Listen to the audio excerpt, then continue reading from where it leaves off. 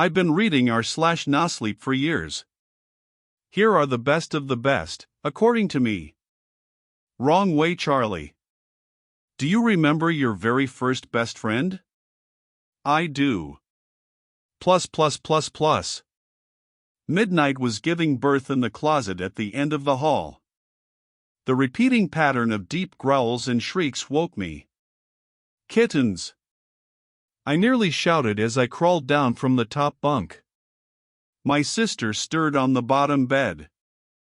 I paused on the ladder, held my breath, hoped she wouldn't open her eyes. After a moment, she rolled onto her side and fell back into deep sleep. I was glad she didn't wake. I wanted the kitties all to myself.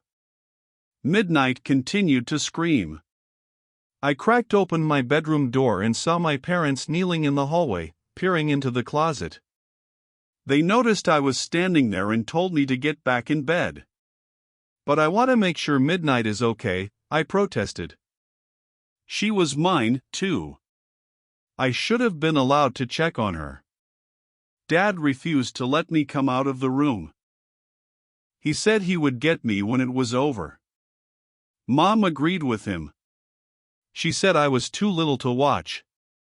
Too little? I was 4 years old and knew that babies came from a mommy's belly. Plus I had been waiting forever to see the kittens. My parents weren't being fair. Please let me? I begged. I'll be good. Mom commanded me to go back to bed. I crossed my arms and shook my head. Dad threatened to spank me. I stomped my foot and cried, thinking a tantrum would make them understand that I was right and they were wrong. Dad didn't care much for my new approach. He picked me up by the arm and carried me to my bed. He said to keep quiet or else he would take the nightlight and lock me in the dark. It's not fair. I screamed, instantly regretting it. Dad squeezed my arm so tight that I began to cry for real. When he let go, I rubbed the spot, trying to make it look worse than it really was. He told me I was punished, then pulled the nightlight from the wall. No, don't. I cried out.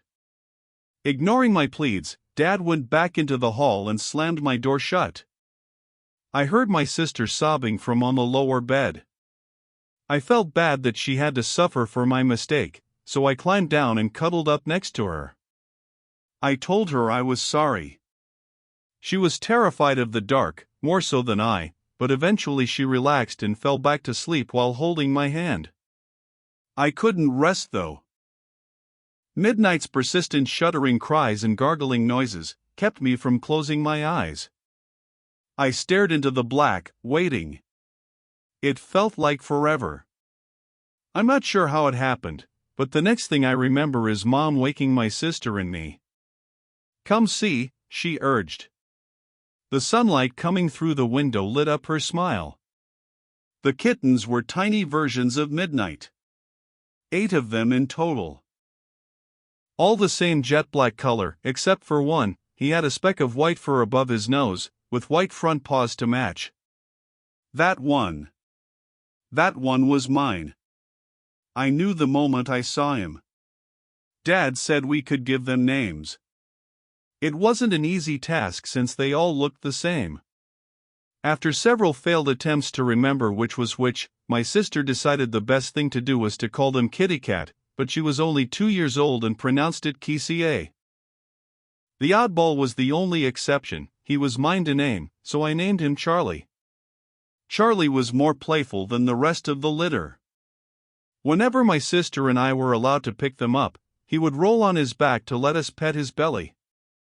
Sometimes he would try to suck on our fingers, mistaking them for a part of his mother. It never failed to make my sister laugh. And sometimes, when Midnight laid down in the box to feed them, he would get turned around, managing to walk away from her. Mom would pick him up, turn him in the right direction, and say, "You're going the wrong way, Charlie." Eventually the kittens opened their eyes. My sister and I were allowed to play with them without supervision, but only if we stayed in the hallway. Dad said we weren't allowed to take them out of the closet because they were still too small to run free. We didn't mind. Sitting on the floor petting them was one of our favorite things to do, especially when Midnight fed them. Charlie was turning out to be the runt. He ate well, but he never latched onto Midnight like the others did. While they loved to pat at her stomach and purr, Charlie was always too busy going the wrong way. No matter how many times we picked him up and faced him in the right direction, sooner or later he would get turned around again. Time went on and the kittens got bigger. They meowed whenever someone would walk down the hall, demanding us to stop and play. Sometimes they got up on their hind legs, just barely able to peek over edge of the box. One day, my sister yelled something about the kittens. Mom and I came running from the living room to see what all the fuss was about. Charlie was in the hall, on the outside of the box, trying to correct his mistake. He clawed at the cardboard, wanting to make his way back to the other side. He kept falling over, shaking himself, then trying again. It was funny.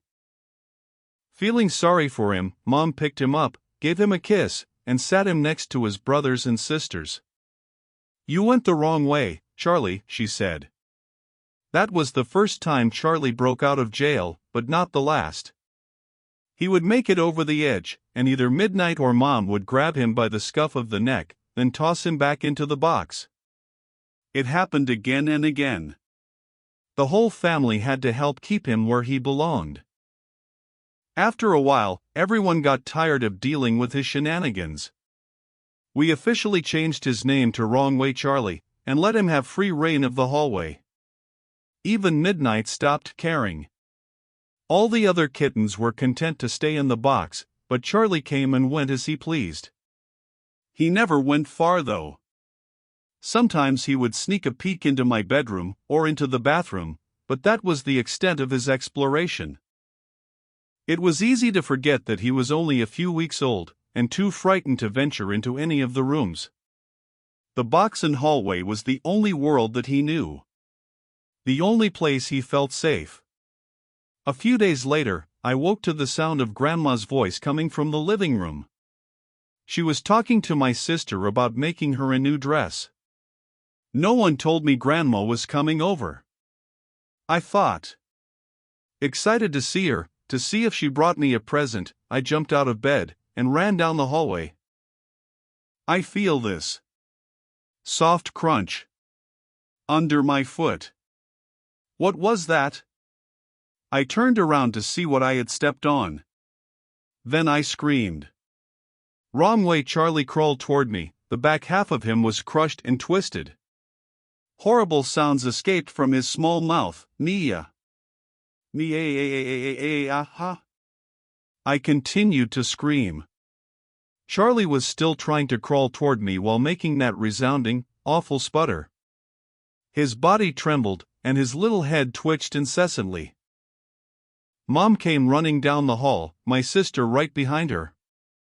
Blood was everywhere, a trail of gore soaking into the carpet.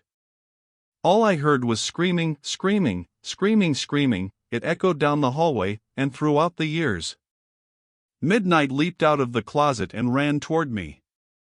Wide-eyed, she hissed and swatted, then lapped at the blood flowing from Charlie's gaping mouth. Grandma grabbed a hold of me, held me close. My sister pressed her face into Grandma's side so she wouldn't have to see. Mom and Charlie were still screaming, still making those appalling noises. I couldn't tell them apart. It's still alive. Mom wailed. It's still alive. Oh my God, what do I do? Though Grandma tried to protect me, I couldn't look away. Charlie was crying in agony. The look on his little face said, "Why is this happening to me? What have I done? Make it stop. Please. Please, make it stop. You have to kill it." Grandma shouted, angry. "Put the thing out of its misery for Christ's sake." Mom ran into the living room and turned the corner. I heard a drawer in the kitchen pulled open then slammed shut. She came running back, hammer in hand. Ee! Mom shrieked. She pounded the hammer down on Charlie's head, over and over and over again while Midnight attacked her, trying to protect the kitten. And yet Charlie still crawled toward me, gurgling, "Me-ia. Me-ia hag." Midnight kept scratching and hissing. Mom kicked her away and brought the hammer down again. After the 5th or 6th drop, Charlie finally stopped making the awful noises. Chunks of his skull and brain littered the hallway. It was hours later before I calmed down enough to understand what had happened. Mom told me that it was okay. Dad said it wasn't my fault. They said these things as they cleaned up the mess that used to be Charlie. But it wasn't okay, and it was my fault. My kitten got hurt because of me. If I hadn't been running, my Charlie would be alive. I killed him. Plus. Charlie was my first best friend, my first responsibility, and my first introduction to death. He'll always be with me. Even now, after all these years. Every time I walk down a fucking hallway, I see wrong way Charlie's mangled little body crawling toward me. This one hurts, man. Fuck you. That is not creepy, just a bad story. When my cat was only a few months old, I had just come in from work and I was running through the unlit hallway to get to the bathroom when I felt a crunch under my foot. I almost pissed myself. It felt like the entire world had collapsed and it was my fault, until I looked down and it was a potato. A potato that had obviously fallen and rolled away when my mother was cooking dinner. Never been more relieved in my life. I think something like this happened to me when I was younger. I don't remember if I had the idea to sleep with a kitten one night or if it somehow managed to climb into my bed, but it happened either way. Come morning, we were scouring the house for a missing kitten. They had a tendency to crawl under my door, so we had no idea where it got off to. I'm not sure how long we looked, but I remember finding it in a clothes basket at the foot of my bed. I don't know if it was dead at that point, but it definitely couldn't move. I guess I could ask my mom if she remembers the events, but I kinda don't want to. This is really fucked up. Fear that something like this would happen used to plague me when my dog was a pup, and even now. Even waking up to pee at night required full alertness so that I didn't step on my dog. How bro, your dog's probably big RQ, I mean now he is, but when he was a pup he'd just sleep wherever. One of his favorites was right by the side of the bed where I get down from.